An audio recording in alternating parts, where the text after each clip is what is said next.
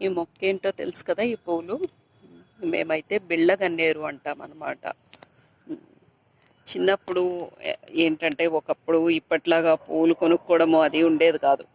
అందరం ఏంటంటే ఓ 4 రకాల మొక్కలు, పూల మొక్కలు పెట్టేవాళ్ళు. అవే పూలు దేవుడికి పూజ చేసేవాళ్ళు అనమాట. మమ్మల్నే పూలు కోయడానికి అమ్మ వాళ్ళు పంపిస్తే ముఖ్యంగా చెప్పేవాళ్ళు అనమాట, ఈ బిళ్ళగన్నేరు పూలు పూజకు పనికిరావు, కోసి తీసుకురావద్దు అనేవాళ్ళు అనమాట. మా చిన్నప్పుడు ఏంటంటే ఈ బిళ్ళగన్నేరు కేవలం ముందు చూపించాను కదా పింక్, ఆ, అదిగోండి అది అక్కడ ఉందన్నమాట. ఉమ్, ఆ పింకే ఉండేవి, ఇలా వైట్ అది ఉండేది కాదనమాట. ఉమ్, ముఖ్యంగా ఏంటంటే దీనికి మంచి స్మెల్ ఉండదు, అందుకో ఏమో మా పెద్దవాళ్ళు అనేవాళ్ళు ఇవి పూజకు పనికిరావు. అబ్బా ఎంత చక్కగా కాలేస్తుందో కదా.